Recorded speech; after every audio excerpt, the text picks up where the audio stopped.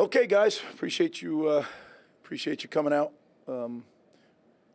We're getting near the end of our developmental practices, which, I always love this time of year. It's a chance for the guys who played a lot of football to heal up, to do fundamental work, to continue to work in strength and conditioning, and prepare for when we get into game prep, which will start on Monday next.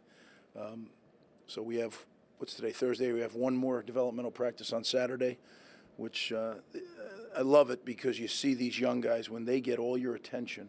It's not all young guys. Some guys are more experienced but just need the reps because they haven't had enough, and they get all your attention. Then they get all the film work because it's all them. It's easy to say, whoever's on the tape, you're learning, and you are. But when it's you, it's a different type of learning. It's personalized. So this has been a really good period for us. Our guys are reading day today, and then we start finals tomorrow. So we're late relative to a lot of schools. We haven't even started finals yet. Our guys' finals will go all the way up to the 22nd. So we'll have to juggle that, which I think our guys have done a good job laying the foundation. So, but it's an important time academically, so there's not a lot of time for anything else other than their schoolwork and the limited amount we ask them to do in the bowl prep. So it's a great time. Again, I thanked yesterday in a statement, but I really want to thank the entire Rutgers community for the continued support of our program, believing in where we're headed and what we're doing. Those of us who grew up in New Jersey, especially if you grew up in North Jersey, you get on that parkway to go down to the shore, right? And when you come up to that Driscoll Bridge, it changes. You see the water, all right? We're getting there, and that's kind of where I feel we are right now. We're getting up that bridge, and we still got a long way to go before we get to the beach, but we're making progress, and that's the key. As long as we continue to make progress, it'll be faster at some times than others, but we'll get there.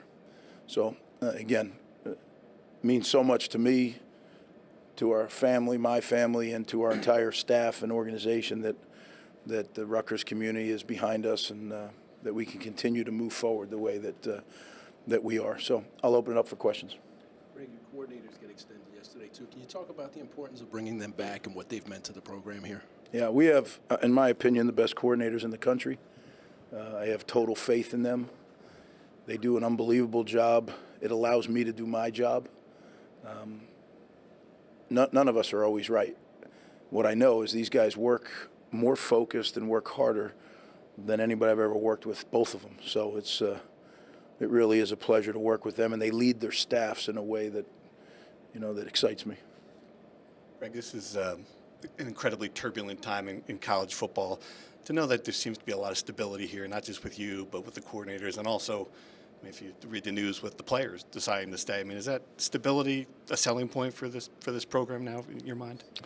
It is, but in life, you're one day away from the stability being gone, right? Somebody decides they're going to leave, and I think what we're into is, in this day and age, it used to be staff. You lost your staff because someone would come recruit them and take them away, and if you didn't have the resources to maintain, keep them there, it's hard. But now it's the players as well, and that's changed. That's the biggest change. For a young man to, back in the day, transfer, he had to give up a year of playing. He had to have a year in residency before he could play again. With the transfer portal and the advent of NIL, it is a turbulent time. You hit that on the head with that word. But again, that's what we're in. So if you don't like it, there's two things you can do. You can change it, which I can't individually change college football, or you can change the way you think about it. And that's what I've chosen to do, is change the way you think about it, figure out answers. I always tell the players, what people look to hire is problem solvers. So that's what we try to create here. We try to develop their ability to solve problems. We talk about equip and inspire. That's what we want to do. We want to equip and inspire our players.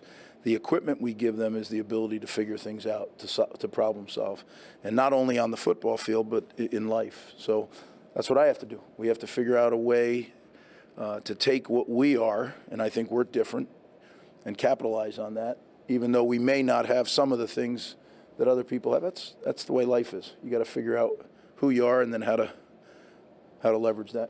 It's just as a follow-up, and tell me if I'm wrong, but it seemed like in Greg Schiano 1.0, staff retention was a major problem or concern, a constant thing you had to deal with.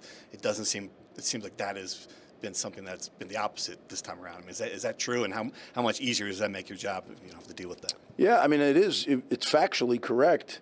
We didn't have the commitment or the resources to do it. Nobody's fault. It just wasn't there.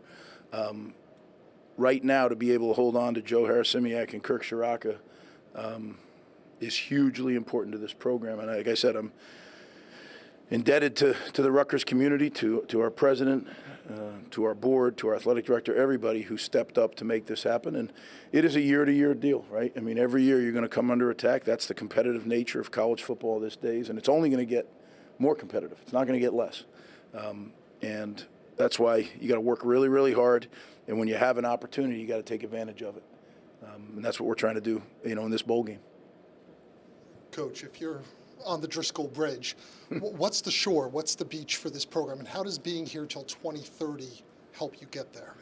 Yeah, I guess the end of the parkway would be Cape May, but that was never where I hung out. So, I was more of a Point Pleasant, that area there. So, but it's hard, right? I said it at some point. The thing I always remember as a kid, those mile markers, right? And literally it was torture because you were counting them down. And you're like, it seemed like they were going backwards at times. But that's how, you have to keep track somehow in your own mind, like, are we moving it forward? You have a one-loss record. That certainly does it. But at some points, before the win-loss record really cracks for you, you have to have other indicators. And we've been able to do that for the most part. There's been some small backslides, and that's disappointing when that happens, whether it's in recruiting or retention or the record, because then you got to redo the work to get right back to where you were. So, but I mean, I don't know if anybody's ever gone linear like that. I doubt it. So I'm not shocked when that happens, but overall, I'm very encouraged in the direction that we're going, and the attitude, the culture, everything that's being established here. And, you just look in the National Football League.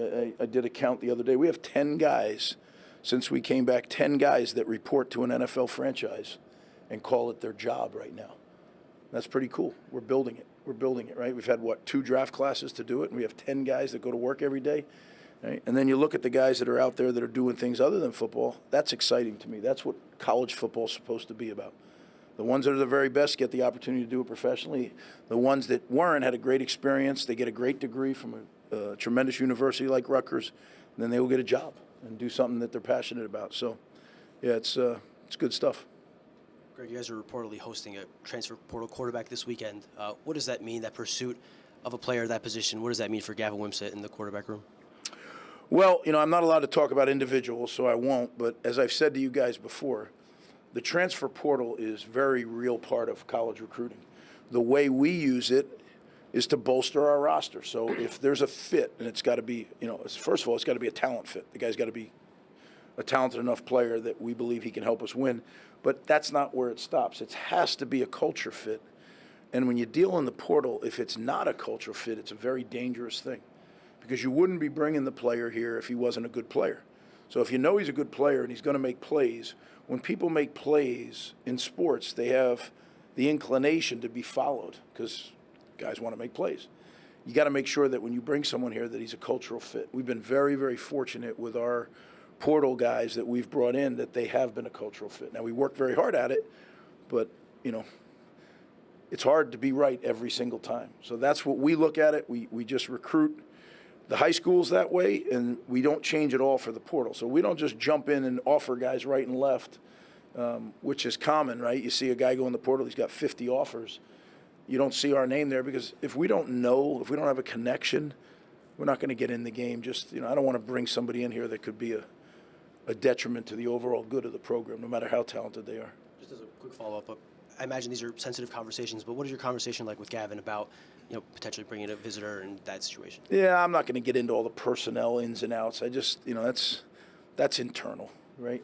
I communicate with the players. Sometimes, they might tell you I'm too brutally honest, but I just, that's the way I am. I'm transparent with them. I tell them everything, and I expect it to stay between the two of us, and our guys are good like that. But I think they understand how serious that is to me.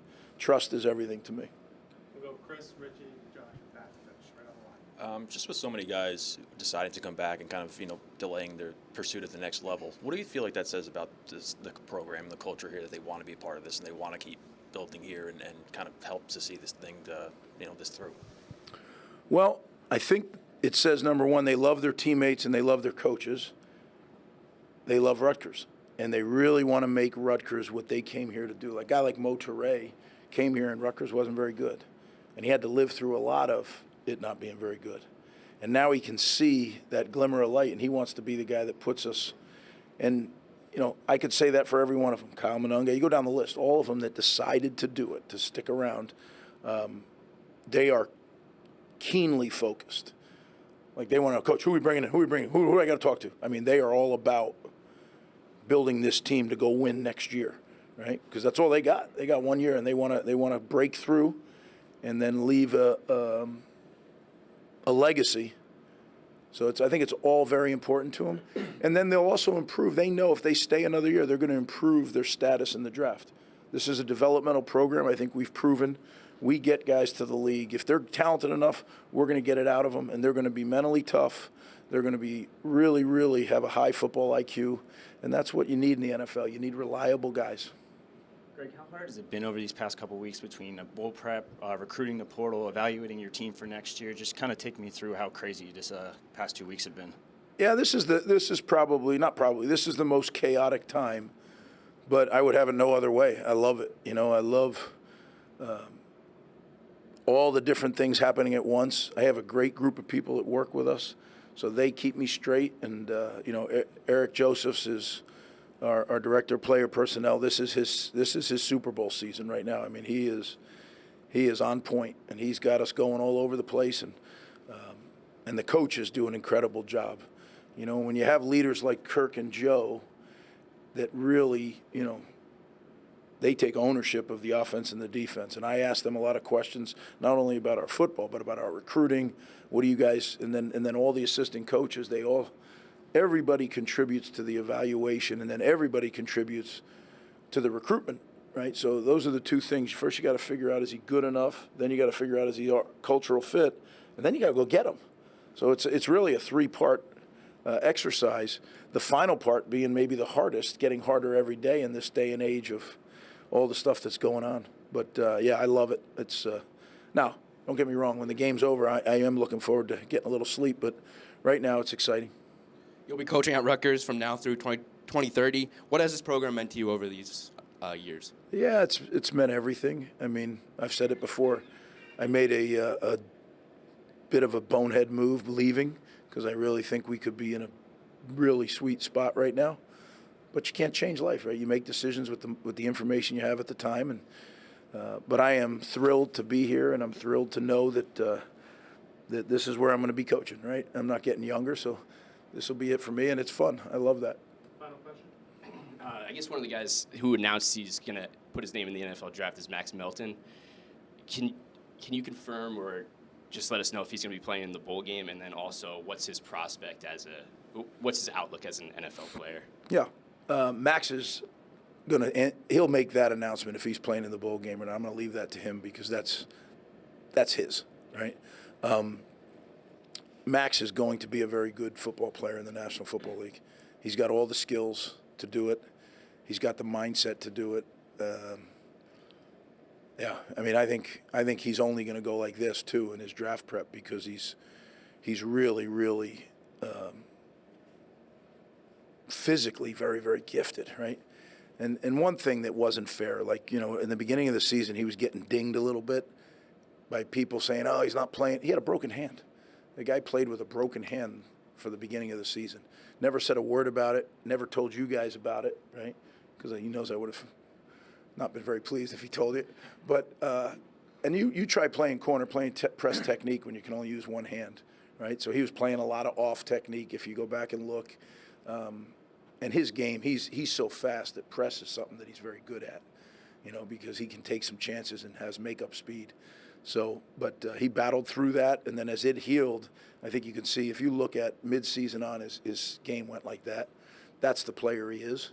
But even in that position, I thought he was still the guy that should be out there. So yeah, I'm thrilled for him, and I totally get, why it's time for him to leave. I actually told him, you need to get going. You never. What happens is if you can be in that first 2 days, and I hope that's where he goes, you never have a chance to make that money. No matter how long you play, you never have a chance to make that money back. So, that's just the way I look at it. And he's going to get his degree and all those good things. So I'm happy for him. I'm going to miss him, but he's a baller. But it's time for him to move on. Thank you, guys. Appreciate it.